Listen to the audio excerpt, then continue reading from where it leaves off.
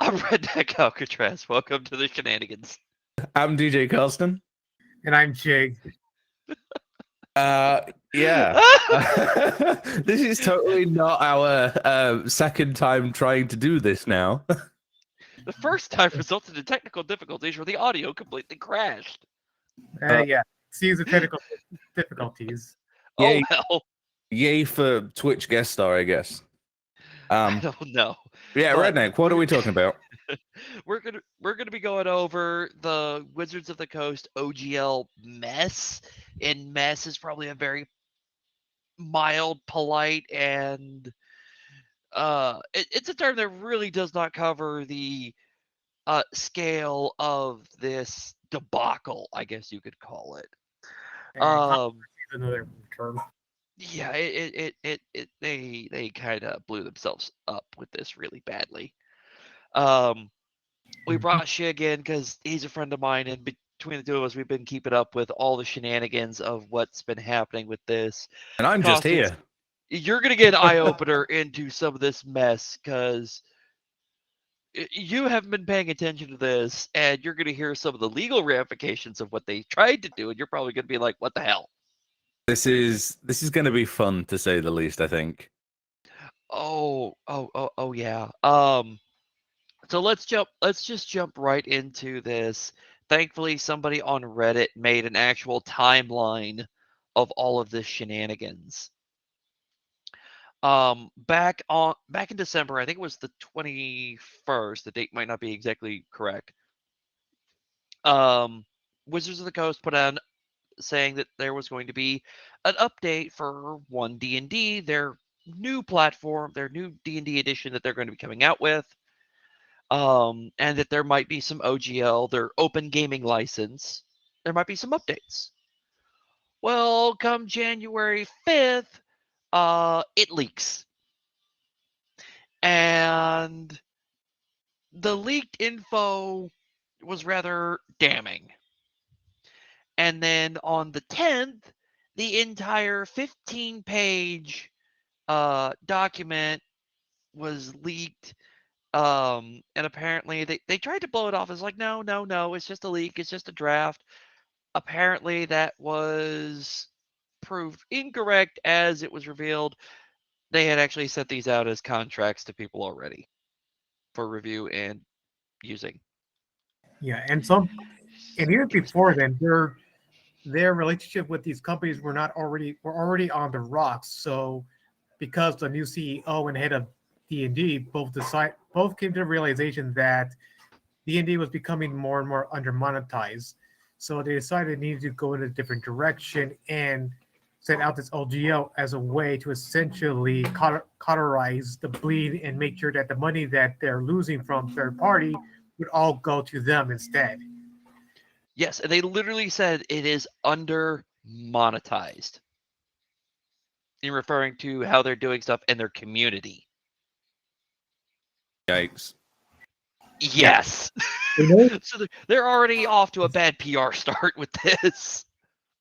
it's because for every D&D book that comes out, that's let's say for every 1 year there's at least one D&D book that has everything, a class, new couple of new races, but within that time frame, all these third parties are already dishing out 10 books each. So that's a lot of money. That's a lot of money lost on Wizards of the Coast and Hasbro's behalf. When they're spending all their money and resources creating one book, all these companies have already come out with already so many more books and materials that not only make the game fun, but also fix a lot of the rules and problems that they never bothered getting around to. Yeah, and so they're already off to this PR thing of like, it's under monetized. We need to monetize more.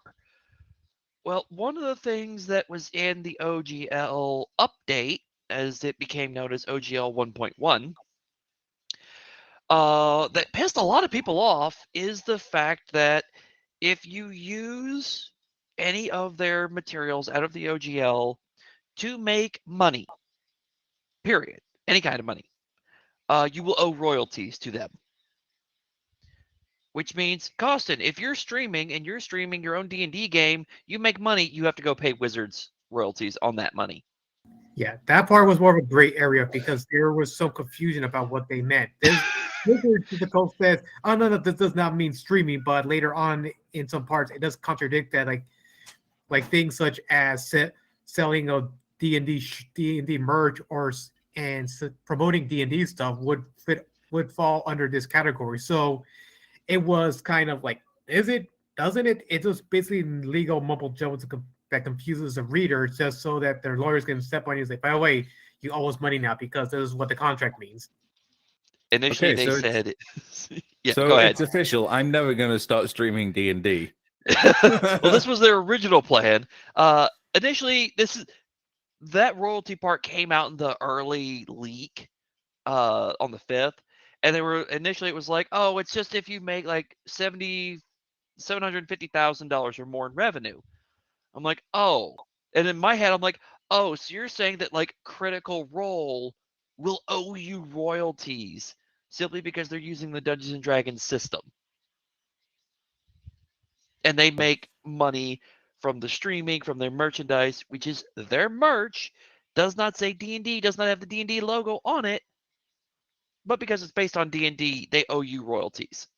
It sounds like that they're doing a Disney, except the difference is Disney isn't making streamers pay them royalties. They just classify it as, hey, yeah, you're giving us free viewing ship for our games. Yeah, the problem Oh, it and was the issue. worse. Yeah, though it wasn't just targeting the main target wasn't the streamers. However, oh no, the bigger targets was the third party publishers. They were the bigger targets because since they are the ones who are making the work and people are buying their work, not the quote official D&D work. How dare they take our horror or the money we would have made otherwise? So they decided to basically make sure that the third party, if they want to make D&D stuff, they will have to support. They would have to pay royalties to Wizards of the Coast to continue, so they can continue support, so they can continue making work. And this not only led a big backlash to have many companies backing off of Wizards, but now they decided to create their own OGL instead, called the Open Resource. What's it called again? Oh, Buzz. I hope the It's abbreviation led is by ORG. Paizo. It's the Open RPG system or Open RPG. It's ORC orc. Yes. And there were a lot of memes that came out. It's like the time of OGL has ended. The time of orc has come, and it's showing like the orcs from Lord of the Rings.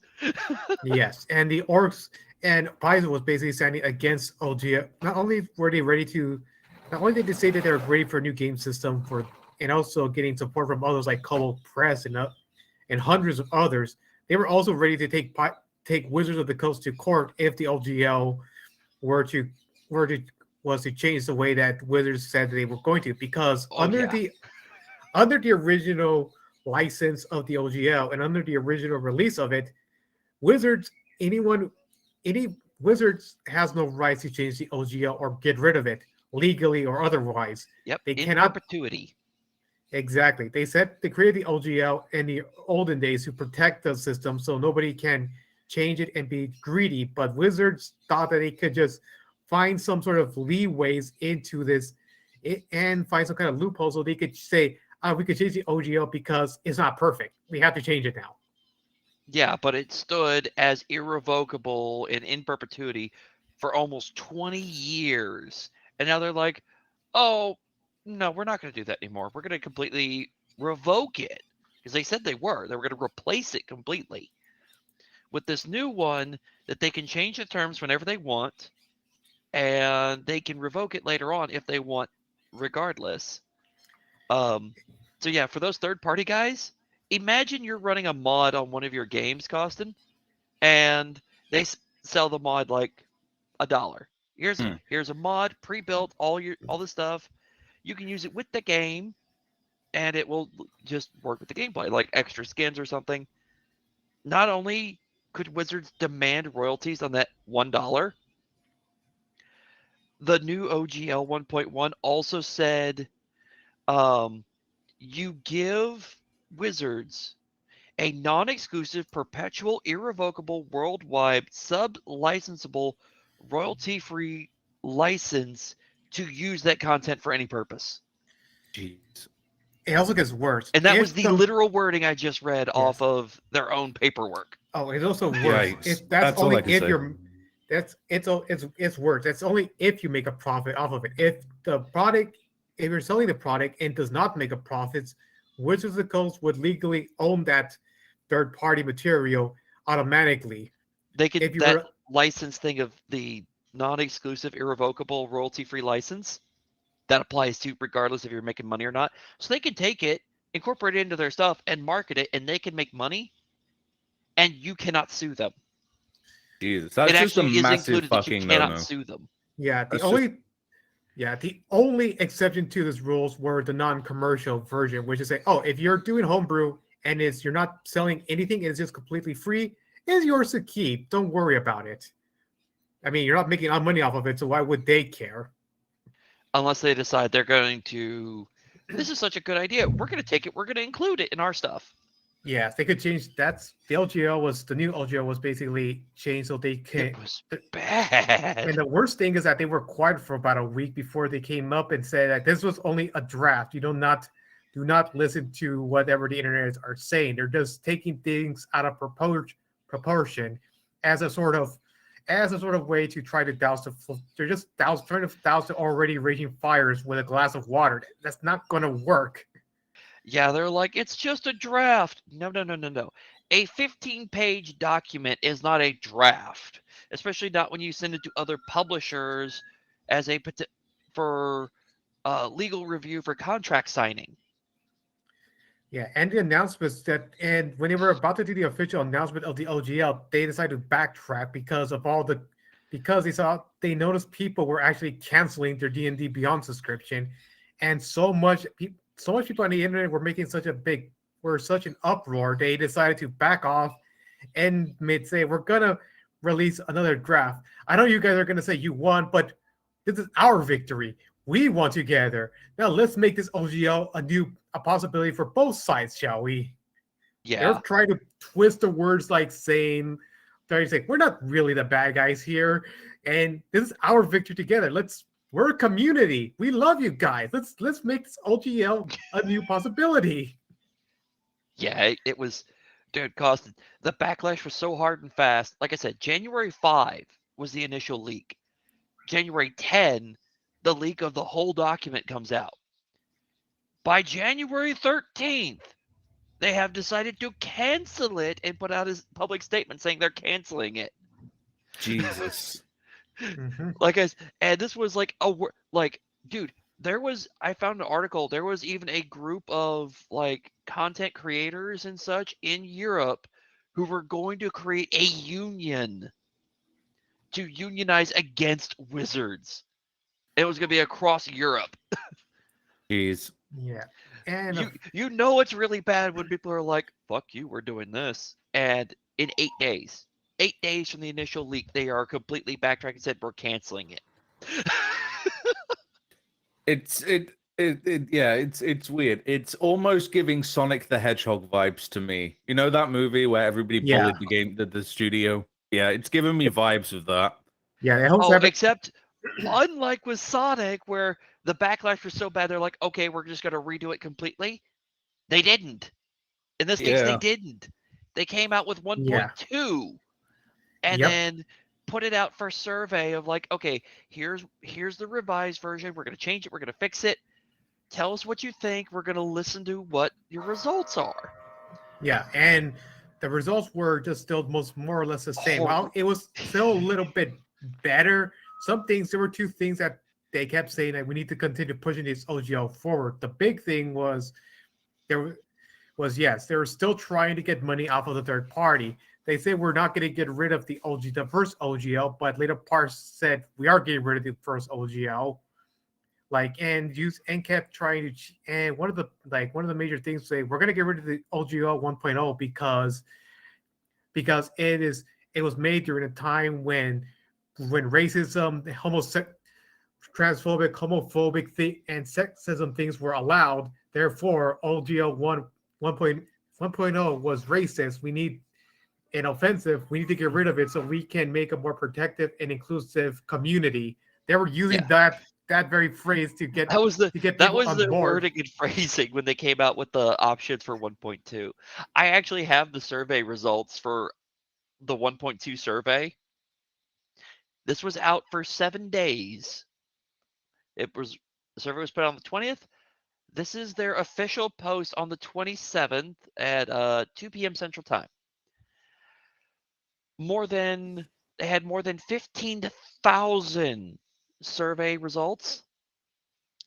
88% did not want to publish content under the 1.2 option. 90% would have to change some aspect of their business to even accommodate 1.2. 89% were dissatisfied with deauthorizing 1.0, the original, the one that stood for 20 years. 86% were dissatisfied with the draft of the virtual tabletop policy, which, yeah, by the way, the 1.2 version for that, you could not use animated tokens or images in the virtual platform unless I think it was microtransaction paid for them. And you could not make third-party animations either.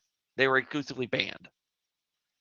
Yeah, Jesus. that actually into to the big part of the OGL 1.2. Besides that one, that this was another issue that people were bringing out about, because there was a huge section that dedicated itself solely on virtual tabletop RPG or VTT RPG. There was a huge page that was just covering this whole thing, and It was bad. it became clear, especially through leaks from employees who are working at Wizards of the Coast who hate their bosses, that Wizards of the Coast their biggest plan to not only get rid of third party and stop the bleeding so they can make money was to also push D&D in a new direction, make it solely a digital only experience. But unfortunately for them, other companies, especially like Roll20 and a few other sites, have already existed long before they jumped on this bandwagon. So they're late to this game. But they want that money. They want that digital money somehow.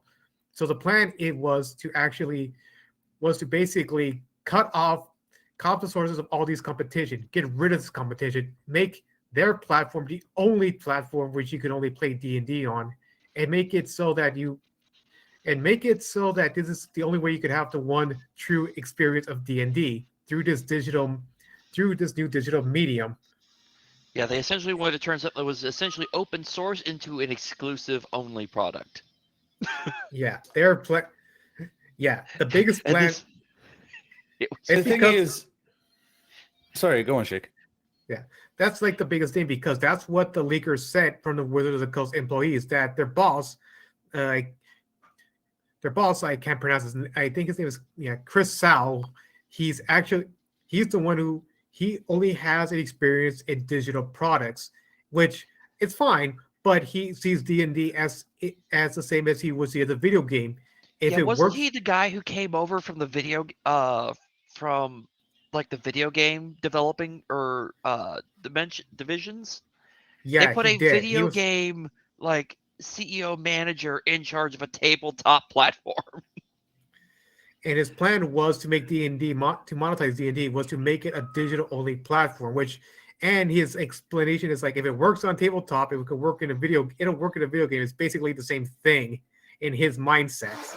Which means season passes, microtransactions. Oh no, there was going to be microtransactions, and the plan was for this digital version was to have several tiers of fees. There was the free version, which only give you the basic bare minimum of D&D. Then if you pay more per month, you will get access to bigger libraries.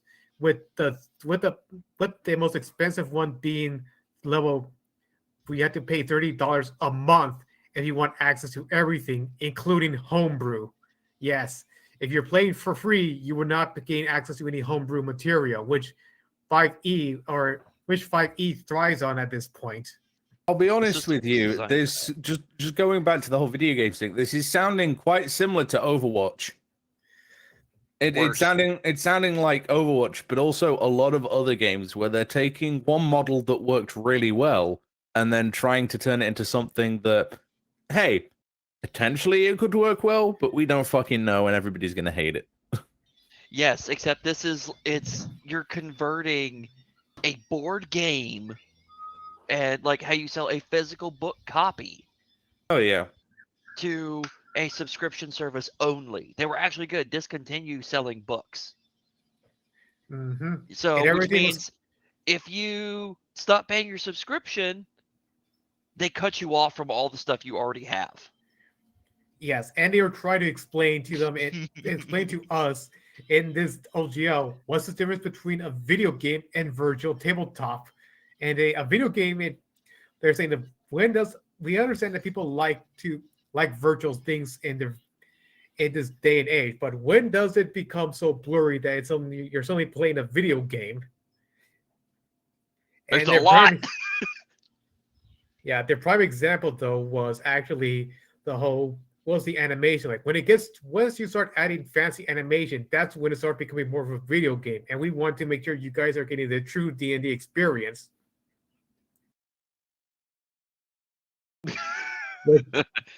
True D&D experience. Yes, this was their plan all along, to push one D&D to cut off ties with all this third party. If they want to keep supporting their game, they're gonna have to pay money. Well, that's also why the joke meme came out as like, it's one D&D, one ring to rule them all. Yes. And this is what their true goals all along. It's not because they care about the community. It's not because they want to make good ties. They just want to make more money out of D&D, no matter the cost. That means burning bridges. That means buying out companies and destroying them, which is what they did with D&D Beyond. One of the leakers actually confirmed that Sal, the guy who was in charge, hated D&D Beyond because it was a third party, not owned by Wizards of the Coast, and would actually go on record saying, "I want D&D gone. I don't beyond D&D Beyond gone. I don't care if we have to buy it ourselves and then ruin it into the ground. I want it gone." Yep. There's a reason that it's been coming out that a lot of the low level staff hate their bosses because they do not know what the community is like or how to deal with the community.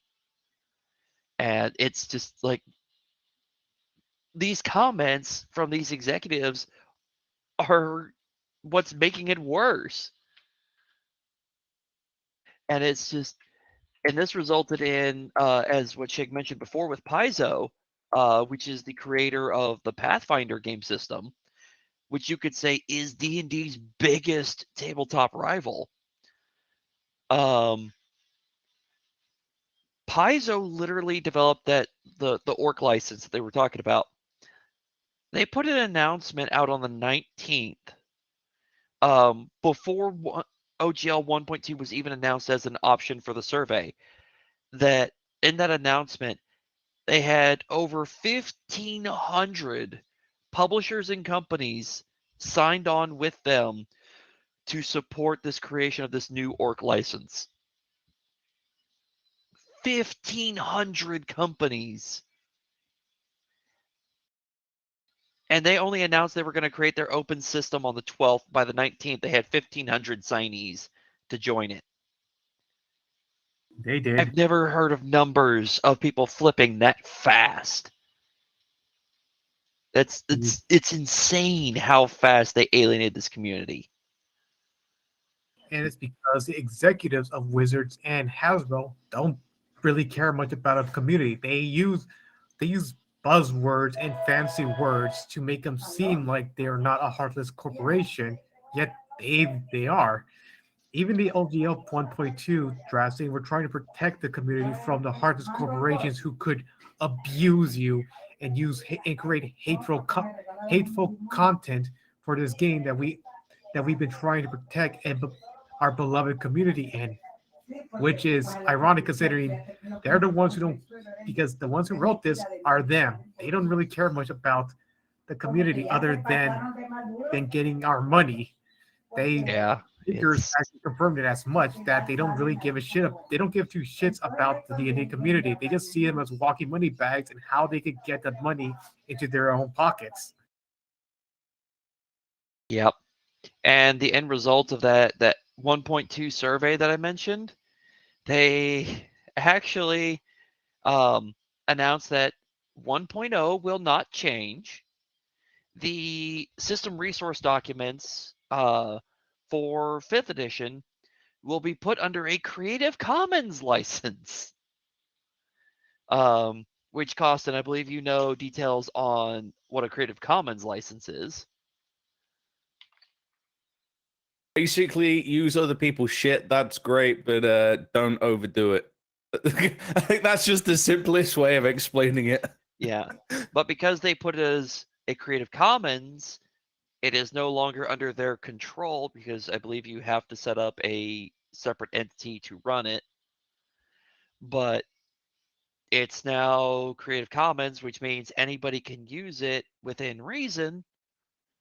And so everybody's like, yeah, we won. We got them to cancel all their plans and all that. Except they have not made any statements about if they will continue this for later. If the 1D&D, their new system, will be released under the new OGL, under the old OGL, which we're all pretty much believing it won't. Or if it will be released under Creative Commons, which we're all pretty sure it won't.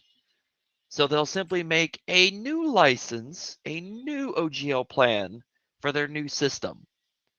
And we'll see how well it works or doesn't, or if it just goes splat. So everybody's like, yeah, we won. And then like Shig mentioned that they put out that Wizards put out that statement of it's not that you won, it's not that people won, we all won because we're a community. Yeah, that was their first statement. Their final statement is that we are sorry, we messed up. Here, we'll keep the LGO 1.0 as it is. But the biggest thing, and the biggest thing is that we are safe for now because Wizards of the Coast and Hasbro are now back at square one with after this whole debacle. They have laid out so many people out of all this, lost so much money and resources. Heck, their whole digital they're rethinking the digital approach now because people don't want to do a digital only experience. They made that clear. And Hasbro is kind of now in hot water because their company has been losing more and more and more money ever since. Which is why they went ahead and laid off 15% of their staff recently. As well as cutting off, removing any franchises that they don't seem is worth to keep, especially if it's not going to make them any sort of money. They're still keeping the big ones like Transformers, My Little Pony, Power Rangers, and anything under the Wizard of the Coast umbrella, like especially Magic the Gathering and D&D. And here's the thing too about Hasbro that a lot of people know, that some people have brought up, that the past couple of years, Hasbro was doing okay. But then during 2020, during the pandemic, Hasbro knows that their money is that the money from 2020 to 2021 is more or less the same. It didn't went up, it didn't really went down. So for us normal people, that should be like a win, right? Not to the executives. Yeah, you didn't lose any revenue in the pandemic. That's pretty good. But not for the executives. To them, this is a big loss. If they should have seen double profits in the next year, not the same profits. So that's when they decided to start taking course of action. Like, wait, we still kept the same amount of money. We need to make more money somehow. This is a total failure for us. So they basically started to take all of these questionable approaches, starting with their toy lines and slowly working their way into D&D. And now here we are. And Hasbro is still basically at a big loss and trying to recover basically everything, especially the good grace of the people who used to buy their products but are no longer supporting them anymore. Yeah. I mean, at least on the D&D community, they've alienated so many people that a lot of people are saying, like, there's been calls to boycott the D&D movie that's going to be coming out, which a lot of people are saying is like, look, the movie's made by a different company. It's not done by Hasbro, and it shouldn't boycott it. But other people are like, no, we should hammer all of the D&D stuff, period, as a statement of, you screw with us, we will screw you. So there's been like calls to boycott like all of D&D, and people are saying like, well, they listen to us, so well, actually we'll not do this. But others are still like, no, they're just going to do this again later. You have to hammer the point home to them long term, not short term.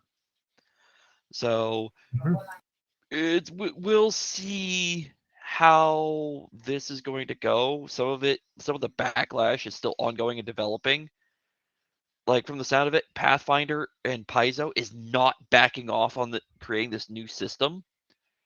Yeah, And with as many publishers are signed on, it could literally dominate the market potentially, because if there's that many publishers signed on, like the virtual tabletop community, there's two big names that you could say host the majority of, well, actually three that host the majority of the virtual tabletop stuff.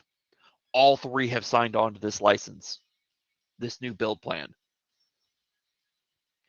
I mean, and the only way to make it even bigger is if Steam were to step in and go, yeah, we're going to do this too. But yeah, Steam doesn't have any access to the virtual tabletop stuff or anything like that. But yeah, and not to mention that so many people who used to play D&D are now playing other systems. They either jumped onto Pathfinder or playing several other games, which include, of course, Savage Worlds, Shadowrun, Cyberpunk, Legend of the Five Rings, and a lot of they're so just many jumping ship completely. Yep, There were because even rumors that Critical Role was actually going to ditch D&D and go back to Pathfinder, because the OGL changes would screw them over, because it's like, oh, royalties, and it's like, excuse me, what?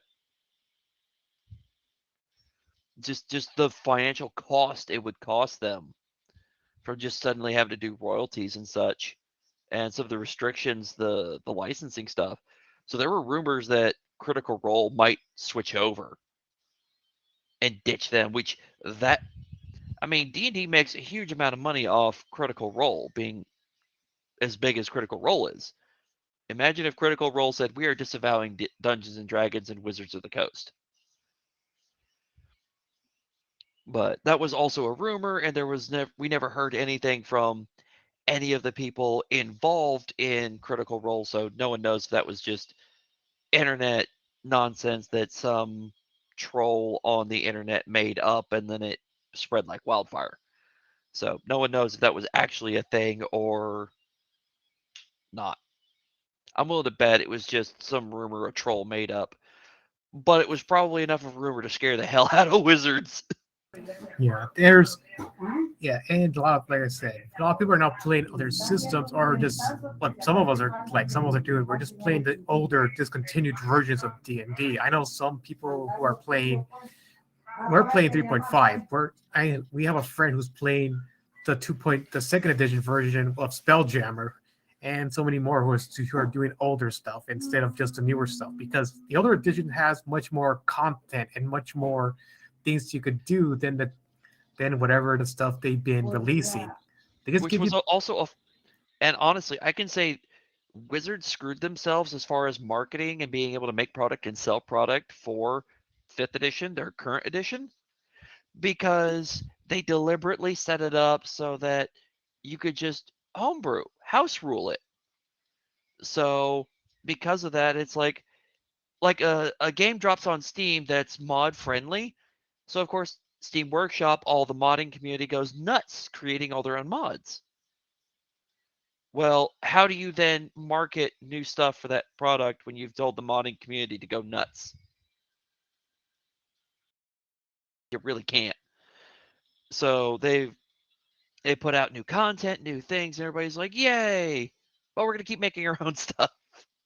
Yes, and like I said, So if you look at like how long 5th edition's been out compared to say 3rd edition, 5th edition's been out longer. 3rd edition has probably released 3 times as many product as far as just books go. And they've released times the product in less amount of time. And they've released a lot of interesting third-party stuff. Like they released the Rokugan books if you want to do an Asian style RPG setting. If they've released cyberpunk games, they released horror games, so you could do all these different kind of twists with 3.5. Survival, let's go. Yeah, and so through 3.5, the 3.0, and even 3.5, they released so much content for the book. You could basically make a campaign out of anything, and if you could make League of Legends as a D&D campaign. You With could do Overwatch as a D&D campaign. With 5e, it's kind of hard to do unless you really want to do super homebrewy stuff. Like I'm gonna be because of the way the mechanics works in 5th edition. In 3.5, it's possible to make these characters with the pre-existing classes. In 5e, same with Pathfinder, yeah. There are just so many options. You can make all kinds of stuff. Yeah, but for 5e, it's limited because each class only has a specific, can only go through a specific path. And unless you want a new path, and your DM will be like, let's make this new path work together and make it not as broken. Say, for example, Adam, you want to make, say, a cowboy character. In 3.5, there are rules of how to make a cowboy. But in 5th edition, those rules don't exist. Like you and your DM have to work together and figure something out, or just use one of the homebrew classes that's not broken beyond belief, so you can make a cowboy. Yeah. And an example to make it a little bit easier on you, Costin, because I know some of this lingo is just going right over your head, probably. I'll be honest with you. Everything's just going over my head. I'm just sat here and I'm just completely blank to everything that's going on right now. Let me put it this honestly, way. Did you ever play World of Warcraft? No. You didn't? No, I didn't. I could never get on the craze. Like, for some reason, that sort of style of game is just never my cup of tea. Like, it's like, even League of Legends, you'll very rarely catch me play League of Legends because I don't like those sorts of that sort of gameplay where the way that you move and things like your hotbar and things like that. I'm not really a fan of those styles of RPGs. It's more I'm very much. Oh yeah, I've played Elder Scrolls. Okay, then I will use Elder Scrolls for this example. So, like how in Elder Scrolls you can build however you want and go all over the place with how you build it out, right? Yeah. Okay, that's how it is in very way similar to the older editions of D&D, 3rd edition, previous editions, Pathfinder. You can build how you want. You can go crazy and go all over the place. Okay. 5th edition, you don't have that. You are like, oh, you want to build a mage. Okay, here's your 4 mage options. You want to build a fighter. Here's your fighter options. Oh, you want to be a fighter that does magic? Well, here's like 2 ways to do it. So rather than going forward with the times and allowing character customization, they've basically gone, hey, here's a preset load of characters you can pick from. Pretty much, yes. And that's actually how the trend's been going in like 5th edition as a whole since it came out. Jesus. Yeah, and that's why people have been making their own homebrew classes, because sometimes the options are sometimes limited, and so they create their own homebrew versions. Like, oh, here's a new fighter build that lets you use magic. Here's a new wizard build that lets you use more physical offensive stuff. Here's a new cleric build that makes you a full-on tank. Here's a new paladin oath that lets you become an angel of death. Yeah, unlike where you can just create new classes to be whatever you want to be. In the years since Dungeons and Dragons 5th edition has been out, they have added 1 new class. And it's been out, I think, for over 15 years. And that one class, just one class and a whole bunch of other sub-jobs. And they added like subclasses to expand a little bit on certain classes, but not, we're going to create this whole new thing to do all new crazy stuff. So instead of giving you the build however you want, where I take a little bit of this, a little bit of this, a little bit of this, and do what I want. It's, oh, here's your 12 pathways. Each pathway has like originally like 2, maybe 3 sub paths, but now it's like 5 or 6 sub paths. But still, that's all you have. And yeah, that's how they've simplified it to make it easier on people. Which is the same problem. Actually, it was why we gonna mention World of Warcraft. They did the same thing.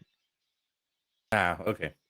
Because it used to be you had your class, but you could pick your talents, mix match from the various like skill trees and build it however crazy you want. Interestingly enough, in the new expansion of WoW, they actually brought that back finally after people kept complaining about it After what is it, 12 years? since Cataclysm. I think Cataclysm was still kind of was basically a reduced version No, of the they nixed most of that actually during Wrath. yeah End of Wrath, it was already gone. because And in the Wrath Wrath came out, I think, 2010. with So yeah, this well, has been an ongoing trend of just like no, mass customization is bad. You need to have the simplified ways. So it's yeah, that's why I mentioned like Elder Scrolls or World of Warcraft. Like, and let's be honest, how many mods can you put on Elder Scrolls? It depends how powerful the computer is that you're using. Exactly, right? I know. You can I know go so some. much I it know will some crash a people. computer. Yeah, I just know looking some through people have gone in and done some modding over on like Xbox and that, and they've ended up crashing it pretty much instantly. I've seen people do that. They load a few hundred mods. Now imagine every single one of those mods has to be approved by the Elder Scrolls company, and you have to pay them if you use the mod. Jeez. That was basically how bad some of this was going to get. Yeah, so I was checking out. So I was just checking out some of the because I haven't played 5e for a while. I was just checking out the builds of each characters. Barbarians have paths. There's the thing. Bards have colleges and schools. Clerics, of course, have domains. So nothing so far until we get to the fighter. They have essentially most of the prestige classes that are now basically just exclusive to them, such as or regular classes like Cavalier, Eldritch Knight, Psy Warrior, Rune Knight, Samurai. Most of these were originally their own classes before 5e, and now Samurai they're was its own class and has been since third second edition. almost second. No, second edition did classes completely different. So yes, actually, it might have been. Yeah, but they decided that the samurai was not worth being its own class for whatever reason, and just make it a what's a sub job for the fighter. Monks are sort of a bit the same way because I know that they have some. Yeah, they have the way of paths, but they're essentially prestige classes that were once Yeah. open to anyone. They tried to but now- also make like Avatar Airbender as a prestige as a archetype and failed. yeah, like this, like some of these for the monk, Way of Mercy, Way of Ascended Dragon, that's original. But then Way of the Kensai, Way of the Drunken Master, Way of the Sun Soul, all of those were Drunken once. Master, that is such a classic. Yeah, Drunken Master is exclusive. Think about it. Yeah, Drunken Master makes sense, but Kensai doesn't make sense because it used to be for Kensai, you are a Kensais are swordsmen. Why would you go like I'm a martial artist monk as a swordsman? yeah, and that's exactly what Kensai. I mean, cost, and even you can tell how illogical that is. Yeah. Yeah, and that's the thing though. The little translation for Kensai is Sword Saint or Sword Master. Yes. So why give it to them? Why not give it to the fighter or paladin even? Or just make it its own thing. Yeah. But this is a trend I've noticed a lot. Like even in 5th edition, if you actually play through the pre-created adventure paths, I mean, okay, let me ask you something, Costin.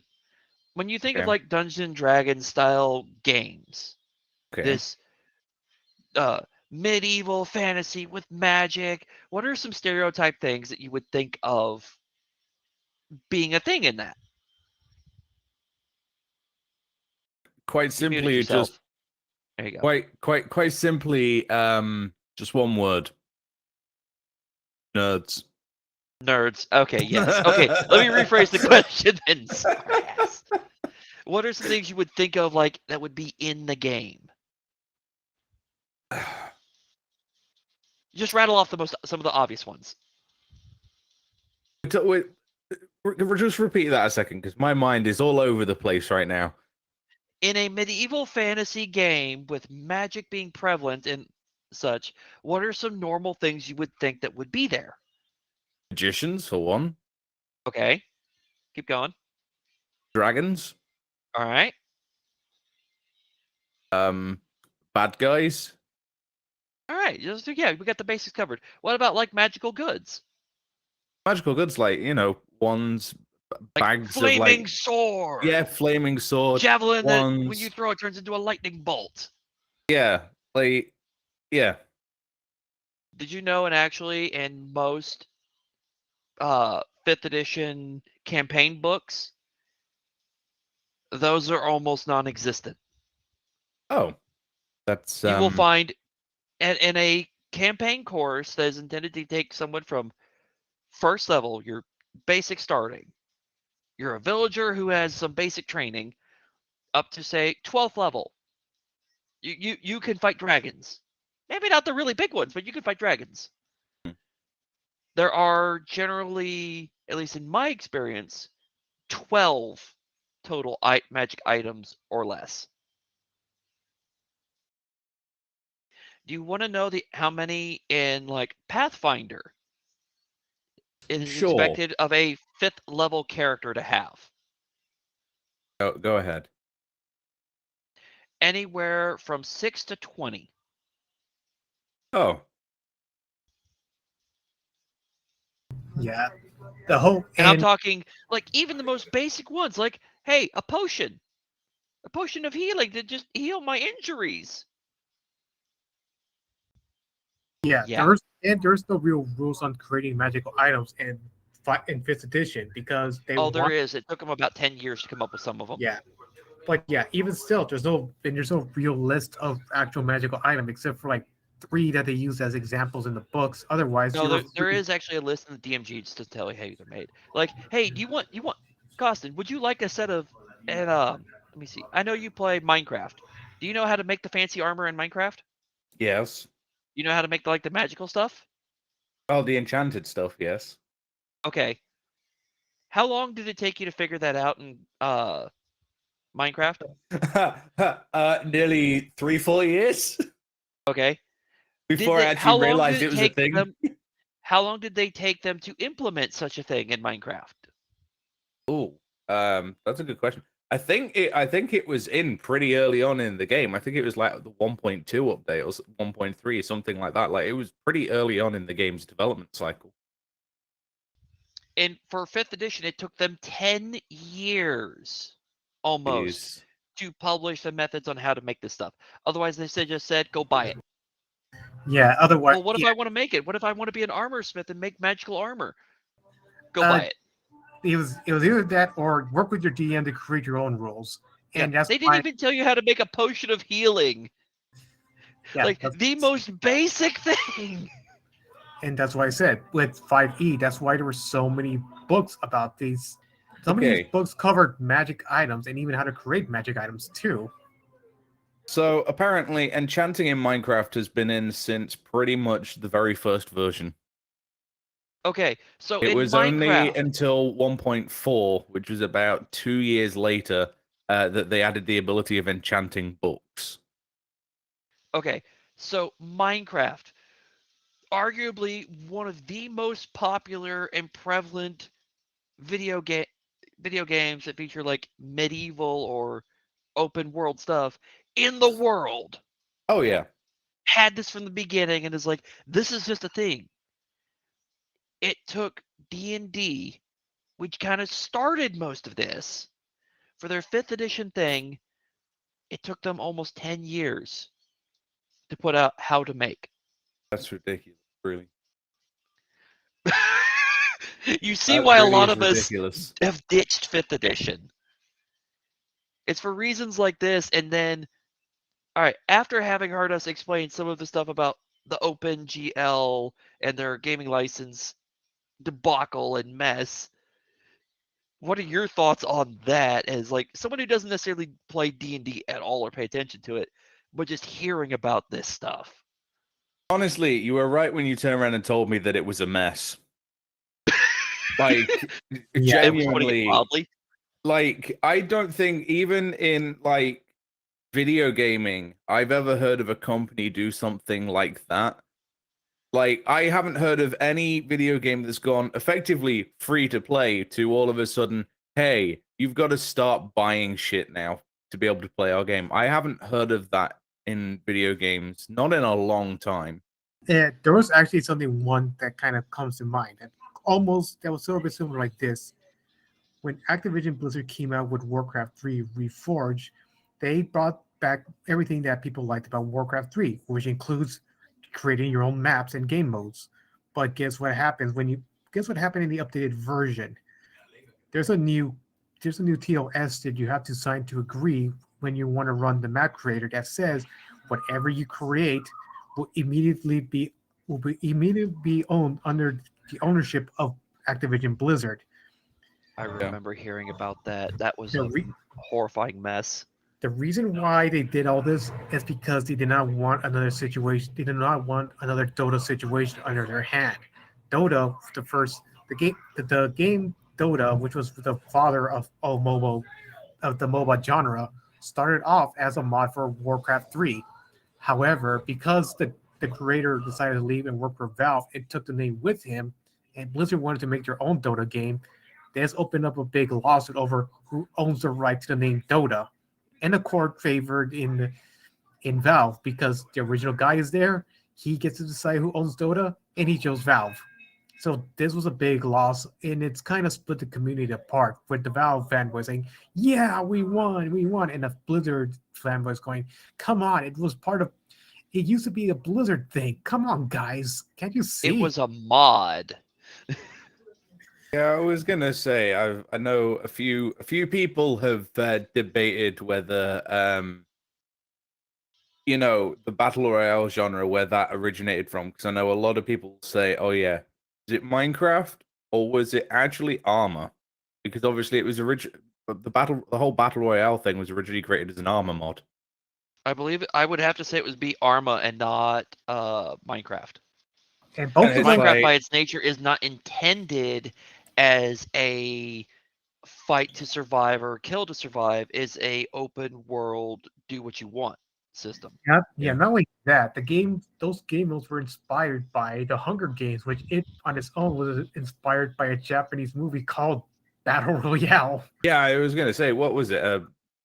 What year was it? Was it 50s, 60s, sort of back then? That movie was Battle Royale. Oh yeah, that's. I know it was a very early movie. Yeah, so the Battle Royale genre was alive even before video games even existed. Yeah, it's not a new concept. I remember seeing movies about it in like the 90s and the 2000s where you like the old style of like throw the fugitive on the island, and it's as a big film, and the fugitives must fight each other to survive. Whoever is the last man standing gets completely pardoned and gets to go free. And meanwhile, they're filming everything, and it's now done as a TV show.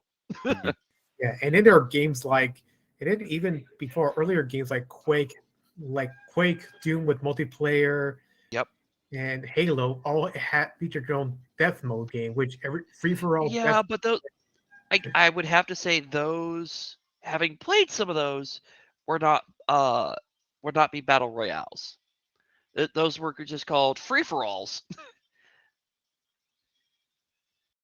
Now I believe that may have been like an early version, and battle royale may have evolved out of that.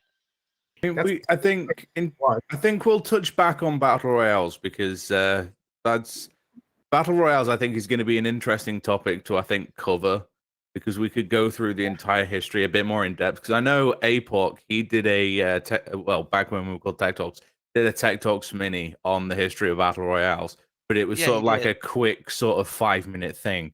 I think we could definitely do an episode where we do a whole discussion on the history of the battle royales, which, in our opinions, are the better battle royales, which ones should probably go die in a hole.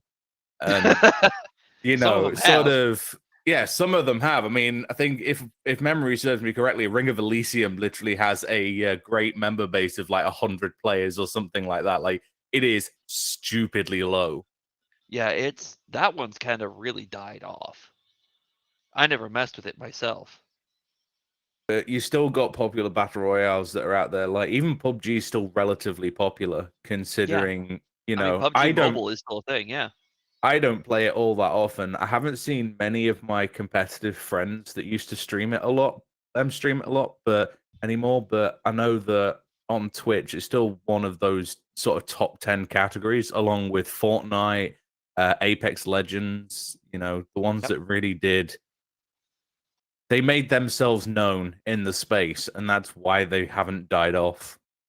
Yeah. So, but going back on topic with this whole thing, with we do this all the time, don't we? Yeah, this is. It's just as bad with me and Shig with the gaming stuff. It is just as bad. Yeah, basically the whole thing started because the CEO of Hasbro thought that D&D was being under monetized.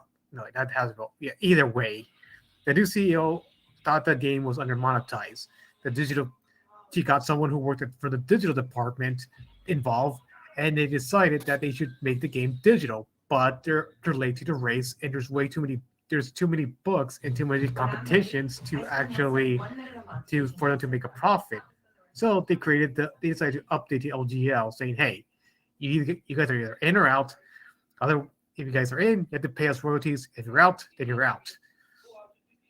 And Which backfired tremendously, epically.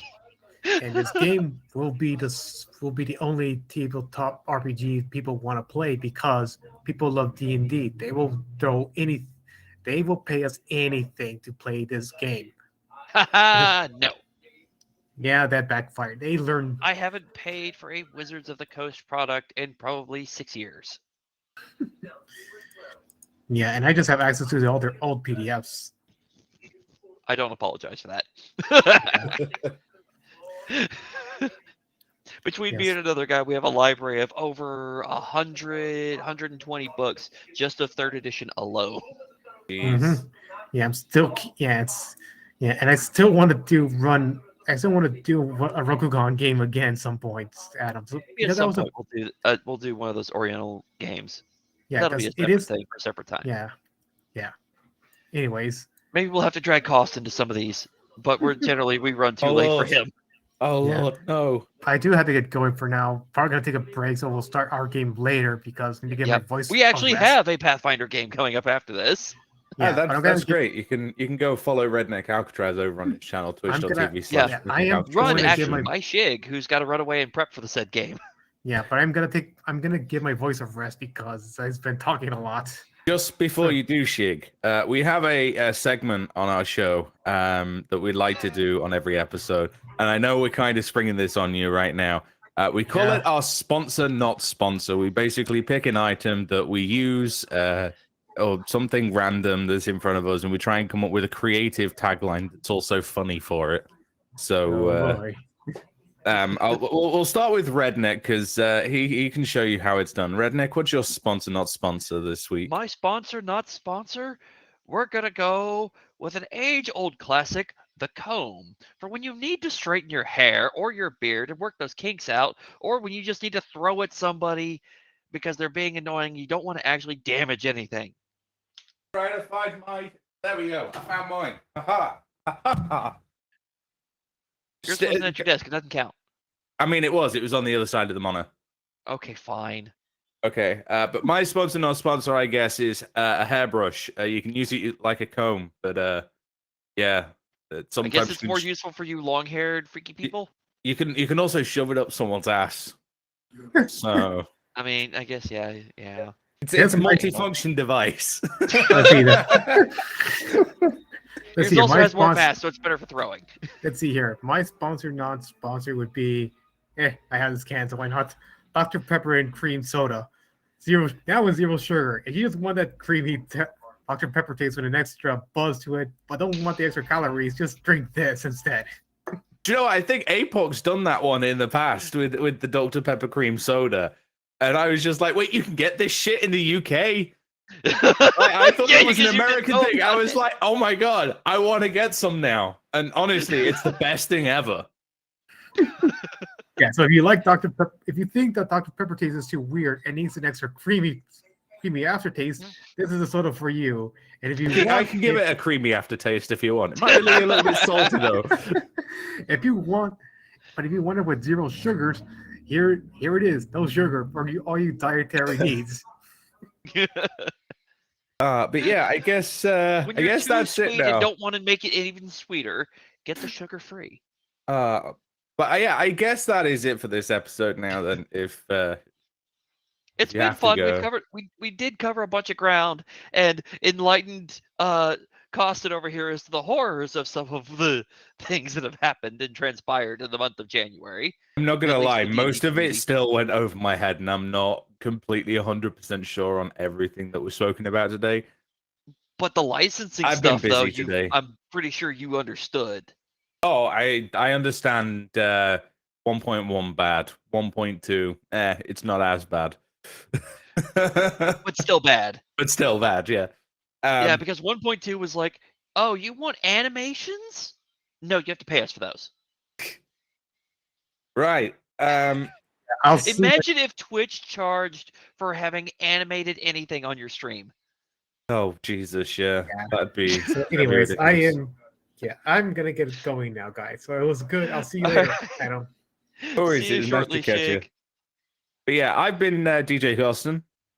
And I've been me, Redneck Alcatraz, as goofy as always. And that guy was Shinks. I don't know. Shig. Shig. There we go. Shig. We will catch you again. We don't know if we'll have another episode before the end of the month, but if not, you'll catch us on the, what was the date that we said? The 25th. Last Saturday would be the 25th. Yep. Yeah. So in 2 weeks. So we'll see you in 2 weeks' time for our February roundup. I'll be honest, I haven't really noticed much this month. Not noteworthy for the episode, so I'm gonna have to do a little bit more research. Shenanigans can still happen. Yeah, we have. And even if we don't get a lot to talk about just to cover February, I'm sure we can go and do that Battle Royale thing. Oh, actually, no, I do have something.